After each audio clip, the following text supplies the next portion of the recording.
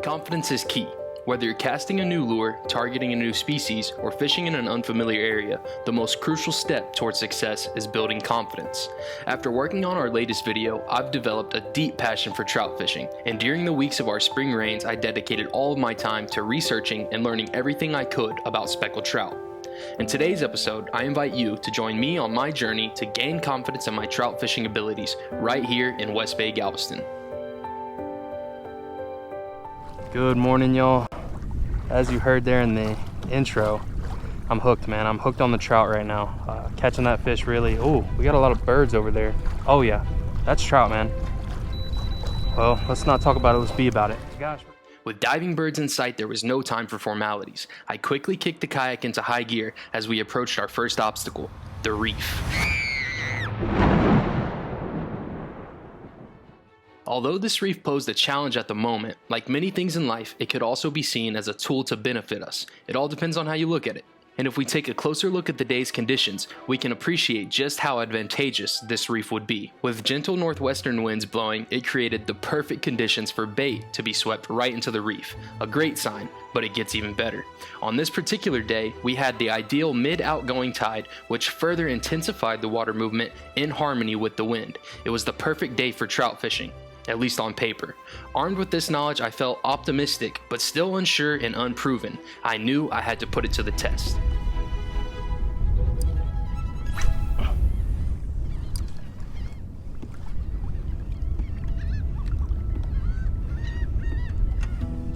And yeah, there's gotta be something. These guys are hovering, very clearly working right there. Where that tide that's moving out, brushing bait across that reef. You can see them kind of just floating, hovering.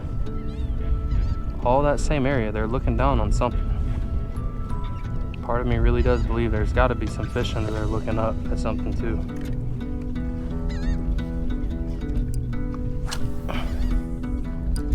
Birds and bait, but no fish. Something had to be wrong, right?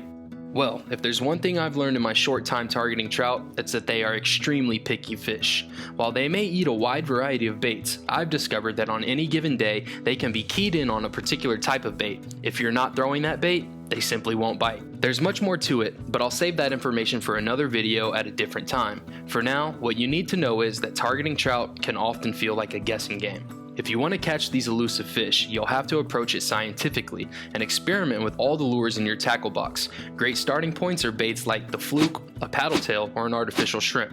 However, don't hesitate to try different things and see what works. I think the birds have lost them. They're not diving no more.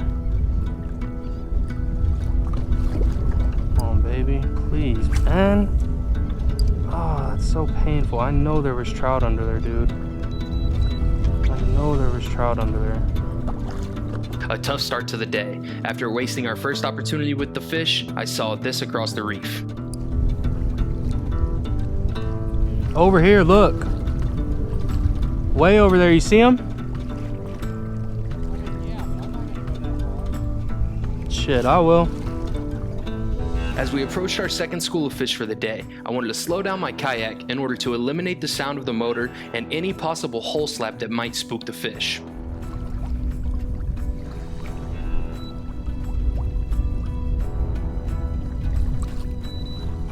Just had a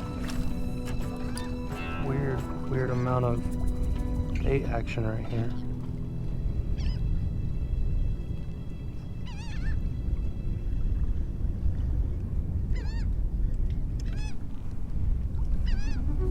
No luck.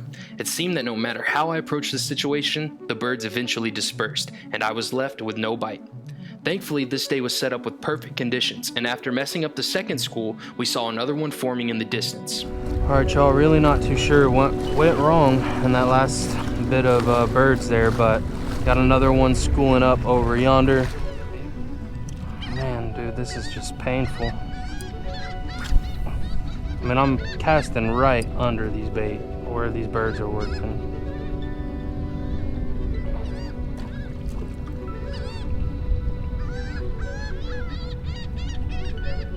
Right up on them. Not a bite. Well, not a single bite.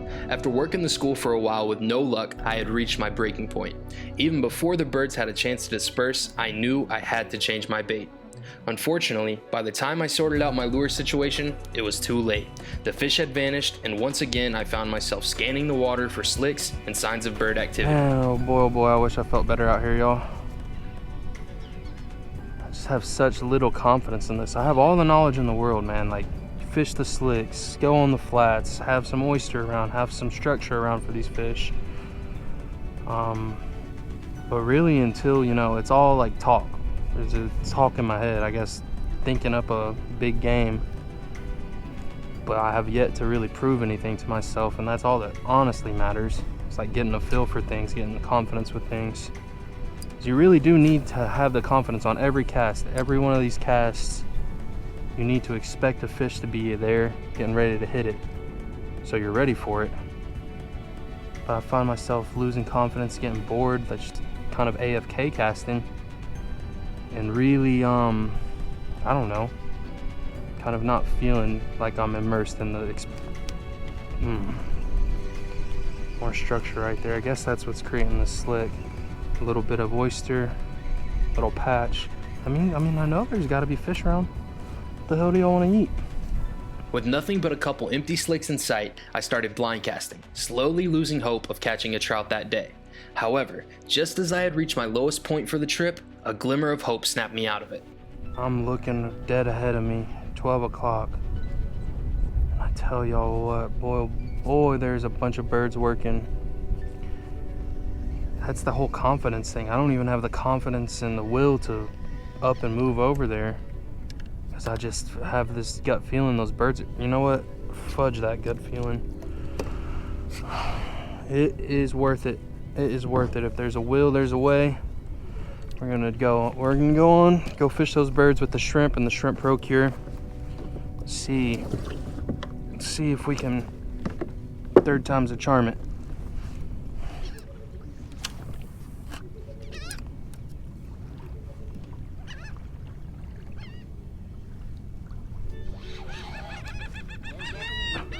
You guys aren't gonna believe this. Oh my lord.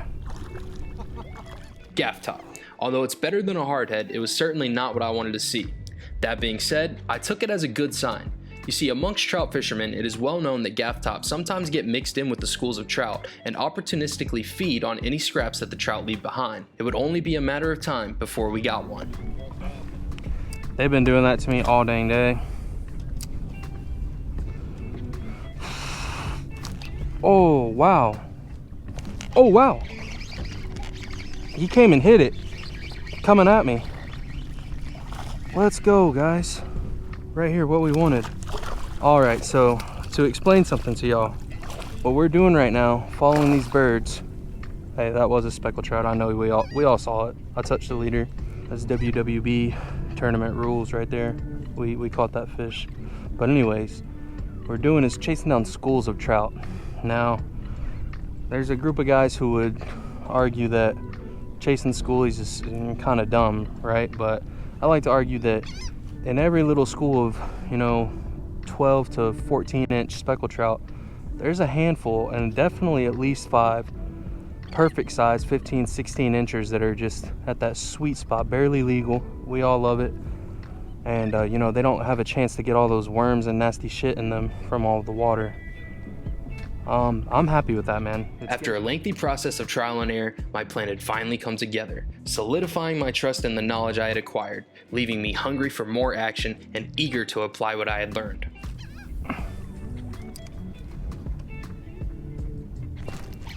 Nice one. He's not a nice one, but it feels nice to be catching. Hey, that might be a keeper now. Come on, buddy. We got the leader. Hey, take it easy, buddy. Get your hand wet. You don't want to jack up these guys' slime. If you want them to get big and catch some dirty 30s out there like you're me. Just kidding. I'm gonna keep flexing that though because it's cool. But seriously, if we don't release these little guys and let them grow up, stop, buddy. Dang. As I jack them up horribly there, I'm so sorry. got his tongue there pretty good. Little blood, but he should be all right. I didn't use a ton of pressure. If you use your hands and you're not using pliers, you're not jerking around, you can really feel the amount of pressure you're using to unbarb that hook.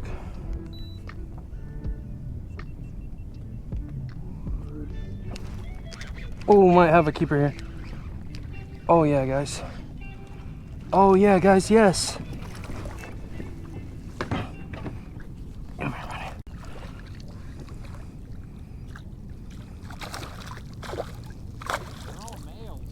I got a keeper here, it looks like. Woo! Let's go. Look at that. That's why I use the net. This trout love spitting lures. These guys have been short biting it all day. Surely that's a keeper. He's got to be at least 15. We could measure him, but I don't want to jack up his slime more than we already have with this net. But yeah, right there. Get out of here. I think that's our keeper. I know somebody in the comments doesn't have something to say about that declaration, but we did it. We caught our keeper trout. You want to stay here until they quit biting, or do you just want to move in and try and get some redfish? No, we'll just keep fishing. All right. Wait, you're keeping fish or no? I kept one, yeah. Do you want to keep more? I just threw back a keeper. I didn't even think of it. All right, well, if I get another keeper, I'll keep it so we can have at least 2 for supper. There we go. Boy, you had the Bass Pro hook set just put on you. I'll practice that thing in the mirror. It still doesn't hook them. Crazy. All right, y'all, so it seems the bite has turned down a little bit. We were getting hit about probably 3 times every cast by little dinks. When that bite slows down, normally means all those dinks are done feeding. And the only thing left waiting to eat is those real selective fish who are a little bigger. You can catch your bigger fish towards the end of your bite or at the very, very beginning of it, which we missed. So try and get on our one keeper that we're actually going to try and keep this time. Let's try and split it here. You can definitely see there's 2 separate schools of bait working right all around us. Oh yeah, this might be the one. Feels like a heavier fish. Keep him low, keep him low. It's a male. You can hear him grunting from under that water. Oh, no shot, right? Guys, arguably my biggest trout, besides the one actual keeper we got, is a sandy. He's a sandy. Wow. All right, well, we can have a little science lesson though. This guy's loud. So you hear that? Come on. That sound right there. That means A, this guy's a male fish, and B, he's keyed up. He's a little horned up right now for the spawn. So from April to June time frame, these guys will start making their way towards saltier water to go spawn and find ladyfish. And what they like to do is A, that grunt acts as a mating call, lets the ladyfish know, hey, we're over here. But also what they like to do is they'll get right up next to each other, a male fish and a female fish, and they'll hit her with a little bit of action, if you know what I mean. There's a little drum move there, gets the ladies going. But yeah, it's a fun little fact. Even though it's a sand trout, specs will act the same way. And some nights at the jetties, you'll hear big schools of those guys all drumming together, and it's said you can hear it with if you're in an aluminum boat or something, you'll actually hear, I don't know what audibly hear the sound.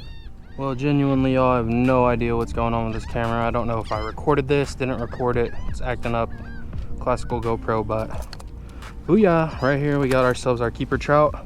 Nice, barely legal like we were talking about, 15. And what a beautiful fish, golly, I almost want to put her back. I'm sorry, buddy. I mean, he has got the aesthetic genes to go mate with a female, but I said I'm keeping a keeper. Sticking to my word here. Alrighty, y'all, and this right here is a beautifully dispatched, humanely dispatched, and cleaned out fish right there. Give y'all a look of the final product. And one thing I want to note on really quick, we've talked about it here before on the channel, but I think it's important. And we got a bunch of new subscribers from that trout video. So ikejime, what is it? Basically you take this spike right here. It's a Japanese method of killing fish where as soon as you get them in the boat, you stab them in the brain like so, boom, right there in that placement, and it instantly kills this fish's nervous system. So I like to think of it in two different ways, man. It's both. It's a way of respecting this fish. I mean, this is one of God's creations. He's running around out here one minute living it up. Next minute he bit the wrong lure and now he's dead. So we want to take care of these guys. We want to make sure we treat him with respect, kill him quickly so he's not, you know, spending his final moments with a buttload of fear suffocating in the ice chest. But another way you can look at it is quite literally the hormone cortisol that releases in these fish when they're scared like that and suffocating and in their final moments. It actually degrades the meat where it will rot faster, it'll decay faster. So you kill two birds with one stone. You treat this animal that we all love and care about with respect. Send him off in peace as much as you possibly can. And not only that, you take good care of his meat so that you can enjoy the fruits of his labor with a little bit more satisfaction. I don't know, we're getting a little too wordsy.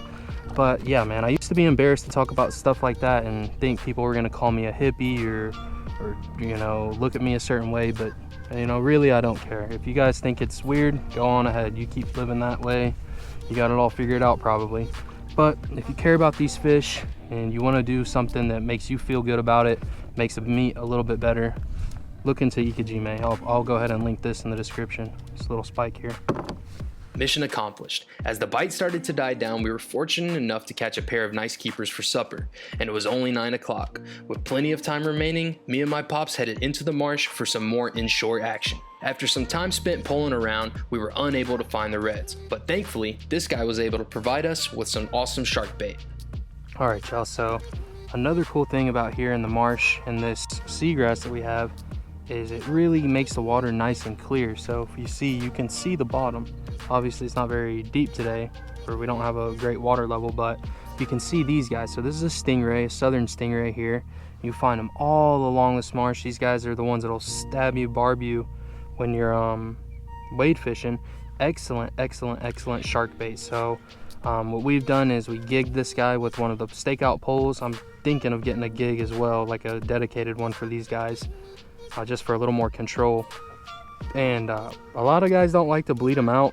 We're not bleeding this one out, but I did stab him in the brain, or my dad stabbed him in the brain with the ikejime spike just to put him out of his misery. Again, I'm not saying, you know, you guys gotta do that. It's just, I like to share it.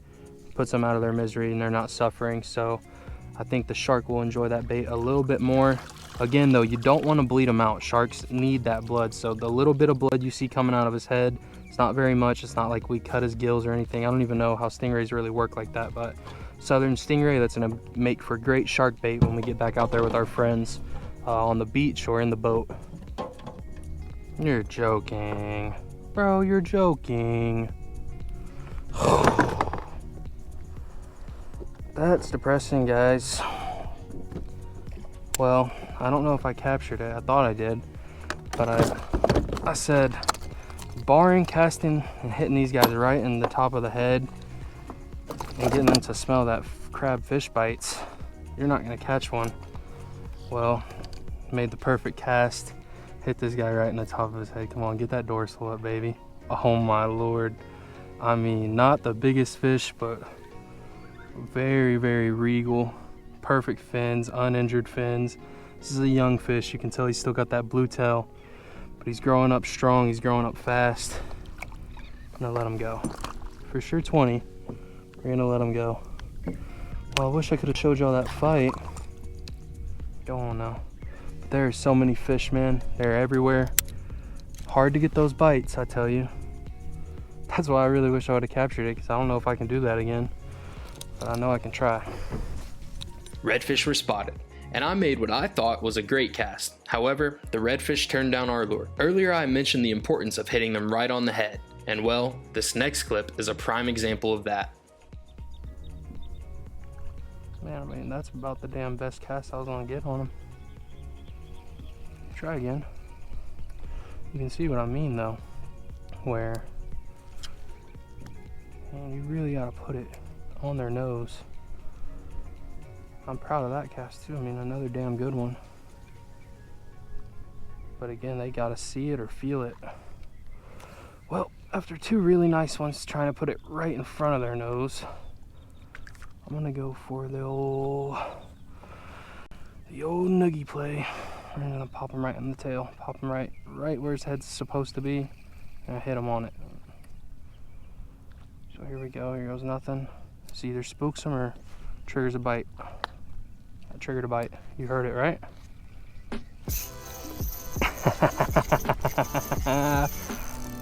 Awesome. Awesome. Just let them use that drag. Would tighten it down, but this is my pop setup here. And y'all can see, very light braid. Allows me to make those casts a lot easier.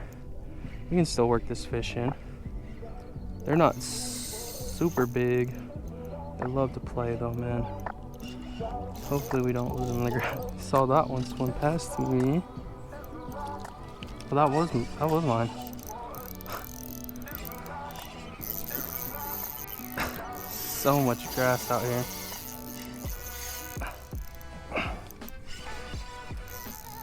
Now, I will say one thing, because I've seen the comments made before. A lot of guys say, you know, you're really forcing this fish to fight. And I will agree.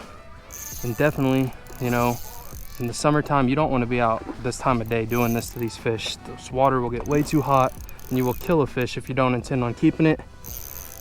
They will die if you try and put them back. There's just not enough oxygen in that water. But we're still here in the springtime transition. This water is plenty cool enough for these fish to fight around. Oh shoot, oh shoot.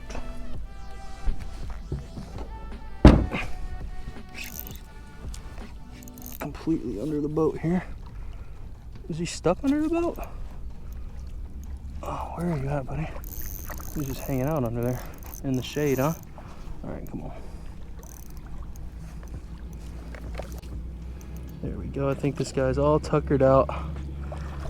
Oh boy, what a fish. Let's quickly get this guy handled because he was fighting for a while. Hey, Dad. If this redfish, all I can see is my hook, the eye of my hook out of his throat.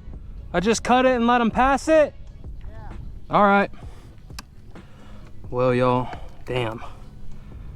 Sadly. I can come over there and get it. All right. Whew, thank goodness for my pops being out here. Way more experienced fisher than me. I made a big mistake here. Thinking of it, I should have really took that hook out of old boy's mouth before sticking him back down in there. As he calms down, he thinks he's good. That thing tastes just like shrimp to him. And of course, buddy got it down his throat there. You can see the eye of my hook sticking out of his little, I guess his esophagus. Now these are real tough fish, these redfish, so there's no doubt in my mind this dude will be okay. If I cut it and just kind of let it pass through his system, that hook will eventually degrade. Obviously it's not something you want to have happen, but my pops is thankfully out here with me. He's a lot more experienced than me, and he's run into this problem a time or two. Maybe he can get it out. Come on, buddy. There we go. Nice. Spit in the water. I mean, that looked like some open mouth surgery right there. Only 2 sets of forceps. There's no other way to get it.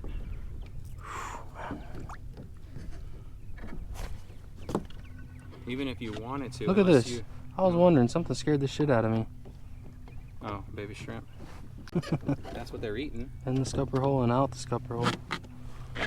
I think he'll be just all right. I mean. Oh yeah, it's such a hardy fish. Yeah, you can see. Yeah, swim off nice and good too. All right, y'all. Well, I'll show y'all that bag when we get back to the truck. Maybe do some cooking at the house. Who knows? I'll maybe throw some clips in. But great day out here, inshore, Texas Where's mine? fishing. An excellent day of Texas inshore fishing was right.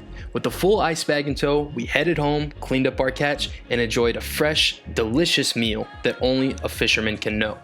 Thanks to everyone for sticking around to the end of the video. If y'all enjoyed it or learned anything new, please make sure to hit that like and subscribe button for me. I hope y'all have a great rest of y'all's day, and peace.